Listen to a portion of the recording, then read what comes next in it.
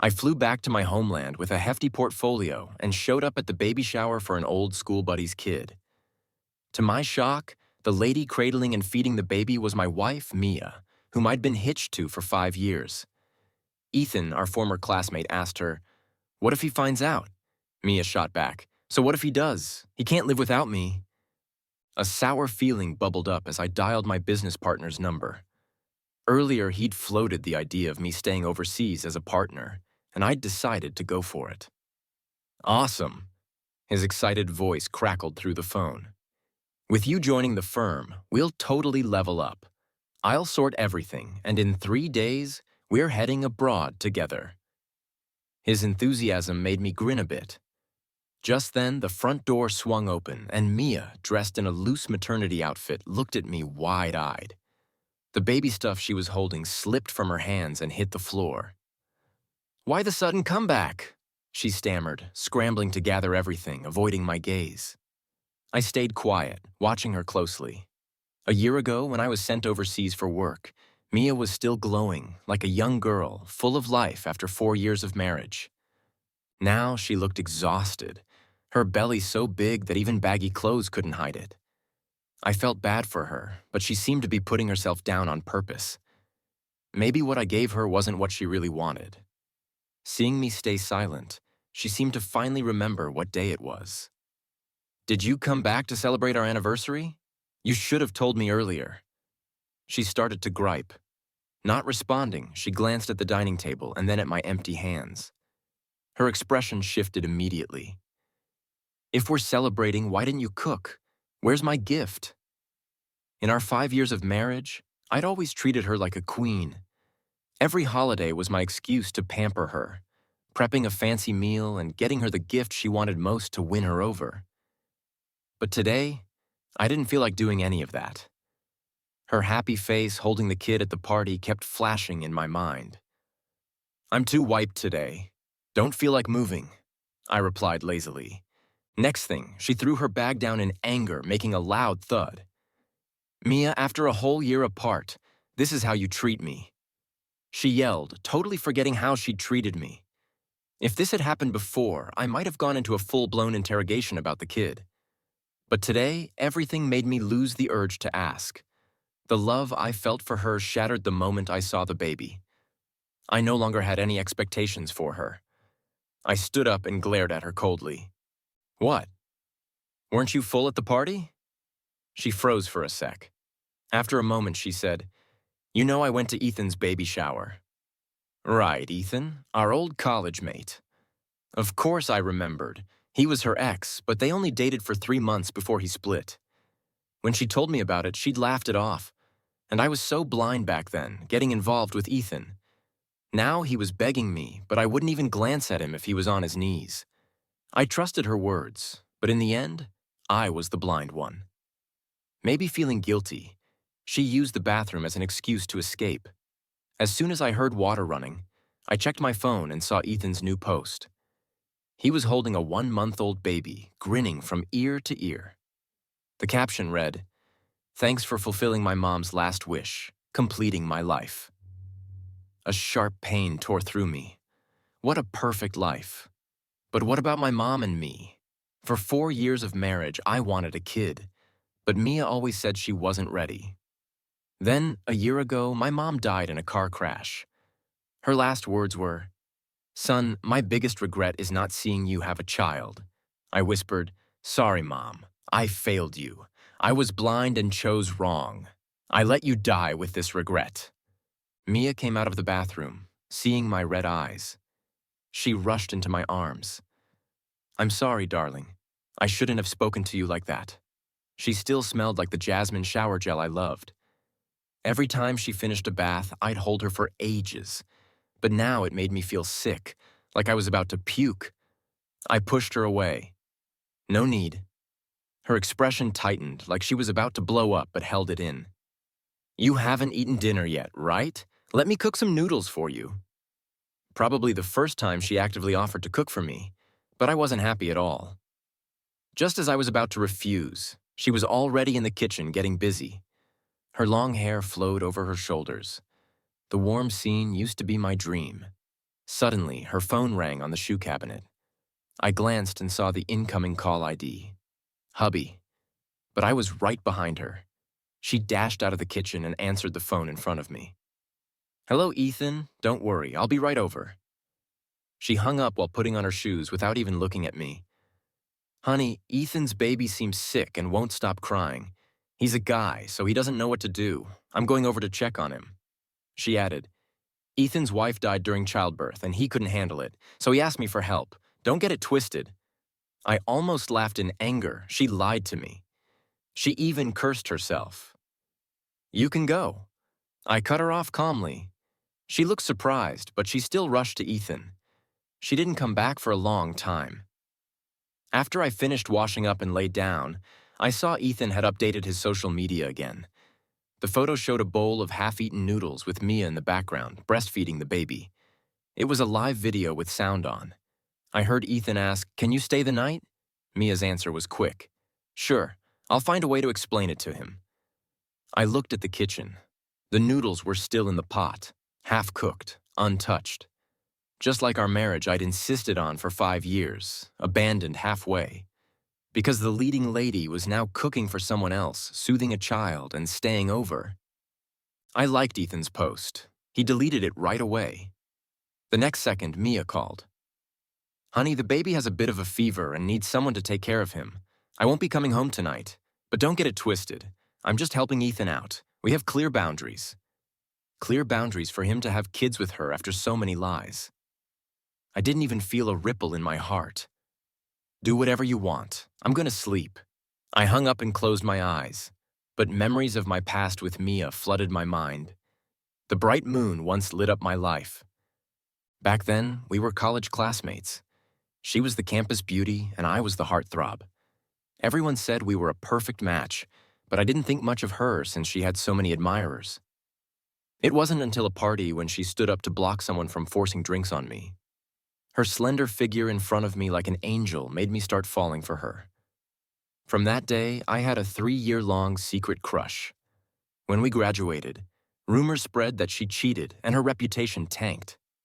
I didn't hesitate to confess my feelings, helping clear her name. She gratefully hugged me, swearing, "In this lifetime, I'll never betray you." After marriage, we were happy. I thought we'd have a perfect ending like in a TV drama, but reality slapped me hard. The next day, Mia still didn't come home. She only texted saying she was still taking care of Ethan's child. I didn't reply. The next morning, I heard noises from the kitchen, following the smell of food. I walked out of the bedroom to find Mia in an apron, smiling like in my old dreams. "Honey, you're awake. Go wash up and have breakfast." I used to get lost in the beautiful dreams I had for myself. But now, it was time to wake up. I sat on the sofa, shaking my head at Mia. "I don't want to eat." Her face changed, and she was about to snap at me. I spoke up before she could. "Let's talk." "Talk about what?" Mia was confused, still in the apron, looking like the perfect wife and mom. But all this change wasn't because of me. When she sat down, I said flatly, "Let's talk about your studies this past year." A year ago, when I was sent abroad for work, I found out she'd quit her job. When I asked her over the phone, she stammered and said, "Actually, I got into grad school. I didn't tell you because I was scared you'd oppose me going back to study." How could I oppose her studying? 3 years of secret love, 5 years of marriage, 8 years total. I was like her trained dog. She threw a paper ball, and I fetched it wagging my tail. Not only did I not oppose her, I even sent her 50,000 yuan for tuition. Now I realized that money was spent on nourishing her pregnancy. The kid was healthy and chubby, partly thanks to me. "Why are you suddenly asking about this?" Mia's face turned pale, unsure how to cover up the lie. After all, it takes 100 lies to cover up one. Looking at her, I couldn't be bothered to keep questioning. I pulled out the photos I'd taken at the baby shower and laid them on the table. "How long were you planning to keep lying to me?" The room went quiet for a few seconds, and color drained from Mia's face. She jumped up, her first reaction to question me. "You secretly went to the baby shower a few days ago. Why didn't you tell me?" I stared at her. If I told you, would you have enjoyed this little show? She froze for a moment, then got all righteous. This isn't betrayal.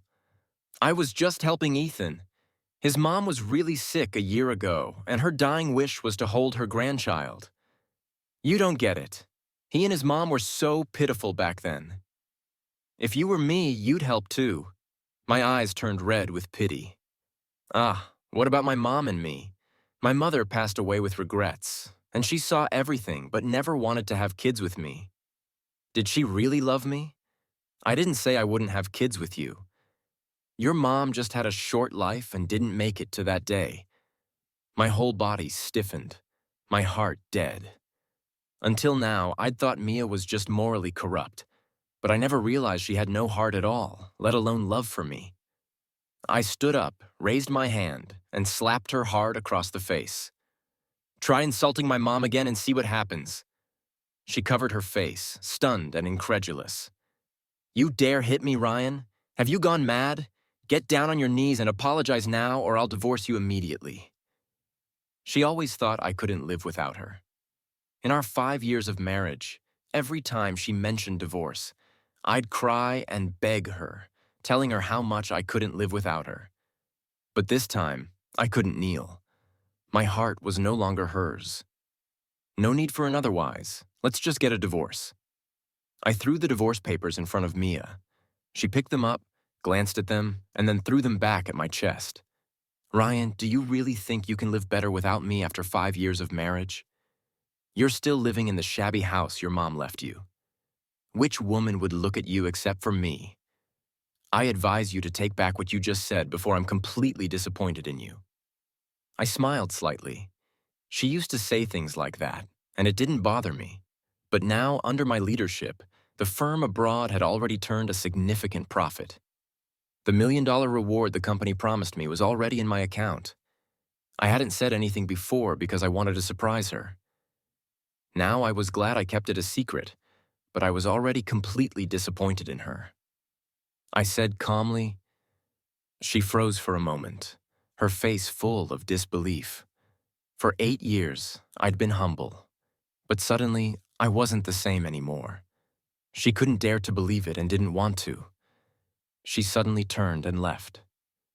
Take some time to cool down. Apologize when you've thought it through. If I hadn't done anything wrong, why would I apologize? I watched her leave without trying to stop her because I still had a lot to do. I took down all our wedding photos and threw them in the trash. I also discarded every trace of my existence in the house, including the sofa, TV, and bed I'd bought. Finally, I called the realtor to come take photos and put the house up for sale. Once everything was done, I grabbed my suitcase and headed downstairs. Just as I was about to hail a taxi by the roadside, I saw Ethan holding the baby. He walked straight toward me. Ryan, you're really going to divorce Mia over a kid? Don't get it twisted. I don't mean anything by it. I just wanted to say, if you're willing to let go, that would be great. After all, Mia will be mine then. He really thought I had no temper. I raised my fist and punched him in the face. He howled in pain and staggered back a step. The baby in his arms was startled and cried loudly. Bastard, how dare you hit me? Without caring, he put the screaming baby back in the car and grabbed my collar. Trying to retaliate, I caught his wrist, but suddenly, a furious shout came from behind. Ryan, stop! Mia, holding a pack of diapers, rushed over. Ethan immediately became an actor. As she reached us, he suddenly kneeled in front of me with a loud thud. Ryan, I know I've wronged you. I shouldn't have asked Mia to help me have a kid. But no matter what, the child is innocent. How can you hit my kid? If you're really angry, I'll disappear with the child forever. His nose was still bleeding and he was a mess. Mia, her face flushed with anger, threw the diapers at me and kicked my knee. I wasn't ready for it, and the sudden pain made me bend down, clutching my knee. On the day I came back, I was in such a rush to see her. When I got off the plane, I tripped and fell down the steps, injuring my knee, but she didn't care. She just screamed at me. Ryan, you bastard, what did the kid ever do wrong? I was in so much pain I couldn't even make a sound. Only then did Mia glance down at me, noticing the blood soaking through my pants. Her expression changed to panic. "Ryan, what's happened to your leg?" Before she could finish, Ethan's voice called out from behind her, "Mia, the kid's not crying anymore. Come quickly and check." Without hesitation, Mia abandoned me again and rushed toward Ethan and the child. She picked up the baby, looked at him, and immediately told Ethan, "Let's go to the hospital." As they got into the car, she looked back at me through the window. "Ryan, I'll settle this with you when I come back." Once their car was out of sight, I got into a taxi to the airport. Not long after arriving, I saw Ethan had updated his status again. In the photo, his nose was wrapped in bandages, but his smile was smug. The caption read, "Someone promised to make it up to me by giving me a second kid. Finally, I can have a perfect family with both a son and a daughter." The airport announced my flight was boarding. As I walked up the stairs, I sent Ethan a message. "Hope you have a whole football team." Then I turned off my phone, threw my SIM card away, and boarded the plane smoothly. The first thing I did after landing overseas was buy myself a house. I'd been abroad for a whole year, but to save money and give Mia a better life, I hadn't rented a place. I'd been living in the company's dorm, but now I could finally spend money on myself without hesitation. After buying the house, I went ahead and bought a car too. When I drove to the office, everyone greeted me warmly. They all congratulated me on becoming a partner and hitting the peak of my career. Looking at my very own office, I couldn't help but laugh. They say there are 3 great joys in life: getting promoted, making money, and burying your wife. My wife didn't die, but she might as well have. A fellow partner quietly asked, "Ryan, I thought you said you were going back to your wife in your hometown. Why did you suddenly agree to come abroad?" I responded directly, "She's dead." The partner thought I was joking, but my gaze was firm. He paused for a moment and then patted me on the shoulder. "My condolences. You know, I have a good friend whose daughter is about your age. She's a nice girl. How about I introduce you too?" I shook my head. It wasn't because I still had feelings for Mia. It was simply because my marriage wasn't over yet and I didn't want to waste this girl's time. The next morning, I called a seasoned divorce lawyer. Upon hearing my situation, he was filled with righteous anger. "Don't worry, you've definitely got the upper hand in this case. There's plenty of evidence of your wife's affair. The man's social circle, the photos you took, all proof. I'll file a lawsuit for you and make sure she walks away with nothing. She won't get a penny from you. Just wait for the good news." I had just become a partner and had a lot of work to do, so I entrusted the entire divorce process to the lawyer. Before he got back to me, I received good news from a real estate agent in my hometown. "Mr. Lee, your property has been viewed by a buyer. He's very satisfied and wants to sign the contract immediately. When would you like to come over to finalize things?" I thought I could handle it remotely, but the agent said no. "You have to be here in person. This is a contract worth over $1 million, and no one wants to take responsibility if something goes wrong." I reluctantly agreed. "Fine, I'll come over this weekend." Half a month after arriving abroad, I bought a return flight ticket to my hometown. This time, however, I wasn't flying economy. I'd upgraded to business class. As soon as I sat down, I realized how spacious the seats were and how sweet the flight attendants' smiles were, leaving Mia behind. Life could actually be this good. When I landed, I headed straight to the signing center. But just as I was about to enter, I was shocked by a woman standing at the door. Her hair was messy and her appearance unkempt. It was cold, but she was wearing a thin, long dress. Her long hair, which seemed unwashed for days, was greasy and stuck to her face. Only when she rushed toward me did I recognize her. This disheveled woman was Mia. I was stunned. I had thought that after leaving me, she'd smoothly be with Ethan and have a second child. Her life should have been better by now, but she marched straight up to me, staring in disbelief. "Ryan, it's really you. You're back." I didn't know how to respond, and before I could say anything, she grabbed her neck veins and yelled, "Where have you been these past few weeks? I couldn't find you anywhere. You didn't answer your phone. You didn't reply to my messages. What are you trying to do? Are you done yet?" Her shouting made my ears ring. Just then, the agent came out and saw me, calling out, "Mr. Lee, you're here. Quick, quick, the buyer is waiting for you inside." But Mia suddenly pointed at the agent and yelled at me. "Ryan, this is the guy. He changed the locks on our house. He won't let me back in. He brought people to show the house, trying to sell it behind my back. You have to call the police." Mia seemed to have lost her mind. I pushed her hand off my clothes and spoke calmly. "I changed the locks. I also told him to sell the house. Mia, have you forgotten? I already told you I want a divorce. You're free now. You can have as many kids with Ethan as you want." The scene was quiet, and I was sure Mia had heard what I said. I was also certain that in the past week, my divorce lawyer had already been in touch with her, but I didn't understand why she was pretending not to know. I didn't care to say more, so I signaled the agent to get ready to go inside and sign the contract. At that moment, Mia blocked my path. She shakily raised her hand, showing me the wedding ring I'd given her 5 years ago when I proposed. The diamond was small. Back then, I was broke, but I had sworn to her, "When I make money, I'll buy you a diamond 10 or 100 times bigger than this. I'll make sure you never have to live in hardship." With tears in her eyes, she pointed to the ring and said, "Hubby, don't you remember? When you put this ring on my finger, you promised you'd always treat me well. I've never taken it off." I turned my face away. I'd forgotten.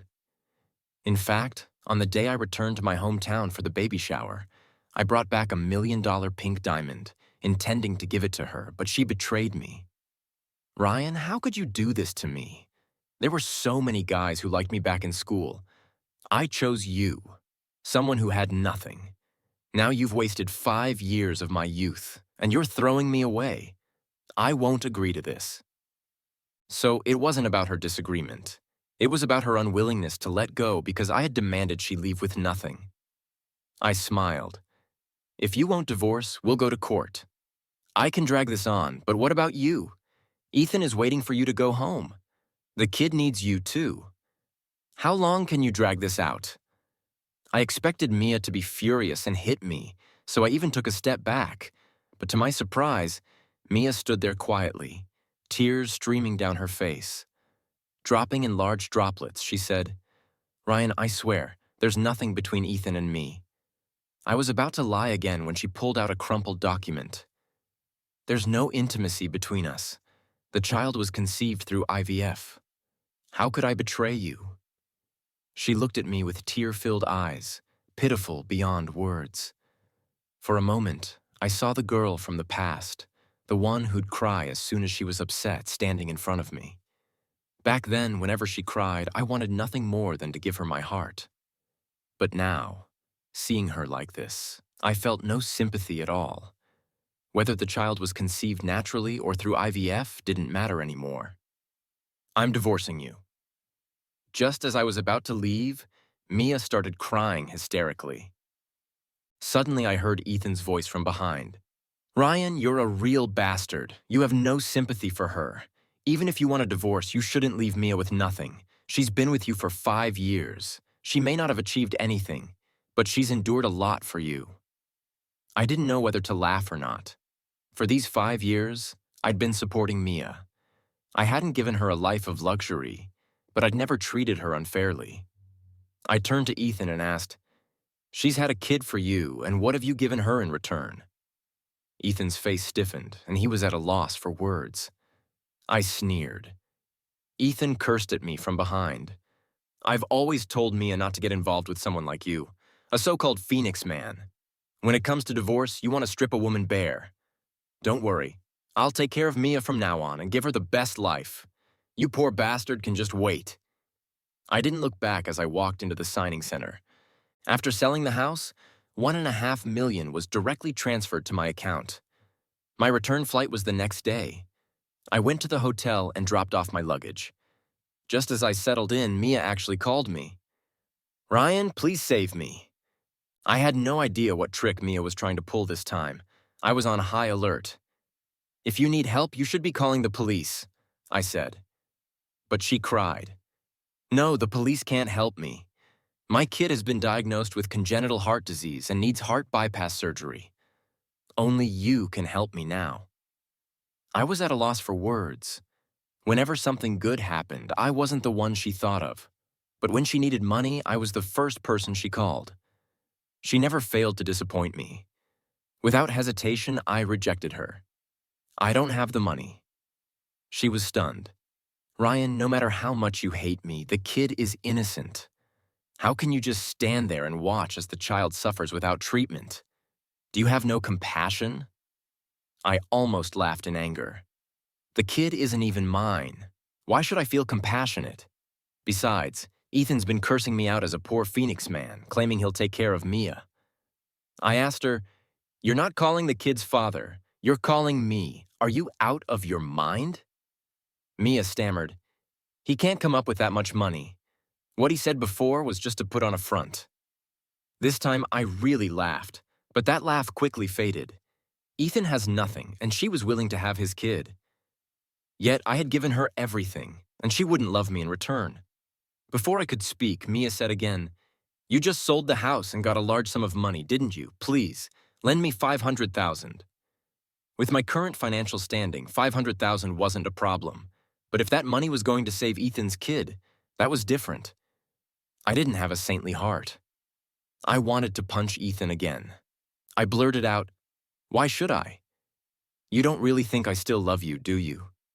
There was silence on the other end. It was as if Mia had died. After a long pause, she spoke, her voice cracking with tears. "I don't dare hope, but if you lend me this money, I'll agree to divorce you. Is that okay?" She was so humble, as if she'd fallen into the dirt. But I felt no pleasure, only relief. I agreed immediately. "Fine, I'll give it to you, as long as it means cutting ties with you." I spent $50,000, $500,000, whatever it took. I took the bank card and went to the hospital. Mia was leaning against the wall, covering her face and crying. I pretended not to see her, simply handing her the card and pulling out a piece of paper and a pen. "Words aren't enough. Write me a promissory note to prove that this $50,000 is buying out our marriage." $50,000.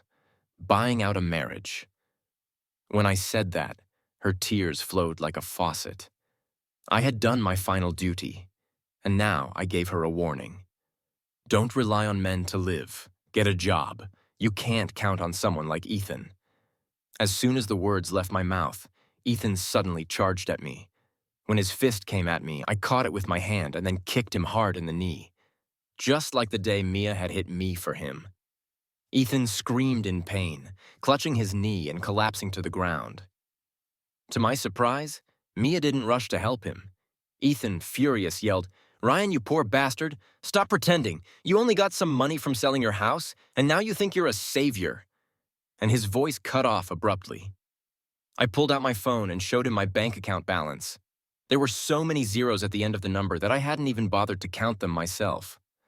Sure, I'm not as great as you. I'm just a partner now, making over $10 million a year from dividends. The place fell into dead silence. I took the signed promissory note from Mia and left. "Mia, 9 a.m. tomorrow at the Civil Affairs Bureau." The next morning, I waited for a long time, but Mia didn't show up. When I tried calling her, her phone was unreachable. Just as I was about to call the police, they found me first. "Hello, are you Ryan, Mia's husband?" I didn't confirm or deny anything. I just asked, "Has something happened to her?" I had many scenarios running through my mind, but never the one the police described. "She's on the overpass, threatening to jump into the sea.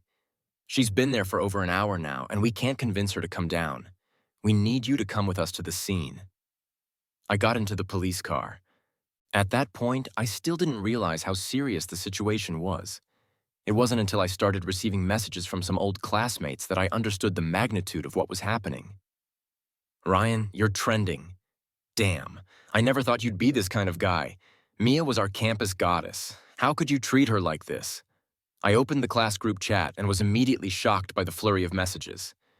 Everyone was talking about my divorce with Mia, but the story they were telling was completely different from the truth. In this version, I was a heartless villain. I hadn't gone abroad to give Mia a better life. I had gone to keep other women there. I had brought back over $10 million, but the first thing I did was ask Mia for a divorce.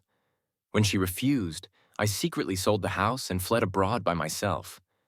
Now, Mia's kid was seriously ill in the hospital, and I was allegedly threatening her to sign divorce papers before I'd give her money for the treatment. That was why Mia had apparently been pushed to the edge and tried to take her life.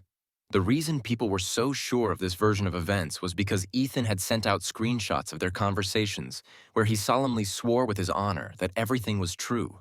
I couldn't help but laugh at the audacity of those two. The police probably thought I'd lost my mind. When we reached the overpass, Mia was standing outside the guardrail looking ready to fall. There were countless media and onlookers around her, all trying to talk her down. "Miss, there are plenty of other men out there. You can find someone better." I couldn't help but nod. Right, there's more than one man in the world. She doesn't need to leech off of me. At that moment, the police called out to Mia, "Miss, your husband is here?" Mia whipped around, and I could see the tears in her eyes. As soon as the crowd recognized me, they went wild, pointing at me and shouting. I used to be that simp, but I wasn't a fool. This wasn't just about my reputation anymore. It was about my future. I immediately pulled out all the evidence I had gathered on Mia's infidelity. "In this marriage, I'm the victim. Please get it straight." When the evidence was laid out, the crowd fell silent, but soon, some voices started to speak up. With AI technology being so advanced nowadays, who knows if these photos and videos are fake? Exactly. If she really cheated, why would she refuse a divorce? She's about to jump off a bridge, you heartless bastard. The crowd became more agitated, and the police tried to intervene. But once one person started, the mob followed. Everyone rushed toward me, punching and kicking. I wanted to explain, but no one would listen. I was curled up on the ground, covered in bruises and blood. Just as I was about to give up, I heard Mia's voice behind me. "Stop, stop. Ryan is telling the truth. I'm the one who wronged him. I cheated on him and had a kid with another man. I made the mistake. Ryan, I'm sorry. I'm so sorry." With her confession, my innocence was finally cleared. The crowd immediately scattered. I stood up, wiping the blood from my mouth, and looked at Mia. "I'm tired of hearing you say sorry. I have no demands from you. I won't even ask you to pay back the money. I just want you to keep your promise from yesterday and go with me to the Civil Affairs Bureau to get the divorce." As soon as I finished speaking, there was a loud splash. A massive wave of water erupted from the surface. Mia had jumped off the bridge. The police immediately launched a rescue operation. The river was rushing with swift currents. Mia surfaced a couple of times, then quickly disappeared beneath the water. Seeing this, I didn't hesitate. I stripped off my clothes and jumped straight in. Thanks to my long-time habit of swimming and keeping fit, diving wasn't a problem. I quickly found Mia underwater and pulled her onto the shore. Her face was pale, and only after some emergency treatment did her eyes slowly open. The moment she saw me, a spark of light appeared in her eyes. "Ryan, I knew you still—" I pushed her hand away when she reached for me. "No, I just wanted to make sure you signed the divorce papers before you died. Being divorced is luckier than being widowed." The crowd erupted in laughter. Mia's face turned ashen. I grabbed my jacket and walked off with a nonchalant air as the crowd cheered. The next morning, I finally saw Mia staggering toward me. Her face was even paler than yesterday, like something terrible had happened. But I didn't ask. "Come on, let's get this over with. Sign the papers." She hesitated but didn't speak. When I got the divorce certificate, a huge weight was lifted from my heart. On that sunny morning, Mia called out to me, "Ryan, if there's a next life, I'll never disappoint you again." She screamed it with all her might, but I remained unmoved. Her dramatic actions had already gone viral the day before, and the scandal about her having a kid with Ethan was spreading everywhere. The label of scumbag was finally removed from me. Meanwhile, Mia and Ethan became public enemies, the most hated people in the city. I took the divorce certificate and returned abroad. I thought I'd never hear from Mia again, but 3 months later, an email arrived in my inbox. It was scheduled to be sent by Mia. In the email, she revealed something that sent a chill down my spine. It turned out that on the day she and I went to finalize the divorce, their child had died in the rental apartment. I was shocked. I had given her the divorce.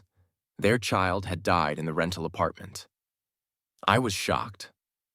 I had given her the money, but the rest of the email exposed the truth. The $50,000 I gave her had been taken by Ethan, who claimed he would use it for the medical bills. But instead, behind Mia's back, Ethan had canceled the surgery and sent the fragile baby back to the rental apartment, letting the child die slowly. By the time Mia found out, it was too late. She hadn't told me right away because she wanted to end everything before letting me know.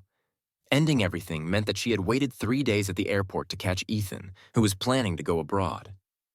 She took out concentrated sulfuric acid she had prepared in advance and poured it all over Ethan. Ethan's face was disfigured, and his lower body was completely destroyed. He didn't die, but his suffering was unbearable. Even basic bodily functions became difficult for him, and Mia, in that moment, as Ethan screamed in agony, drank the sulfuric acid herself. In the final line of the email, she wrote, "Ryan, I wish there were a next life." I deleted the email and permanently blocked her account. Mia, you once illuminated my life, but in the end, you were never my moon. May we never meet again in the next life.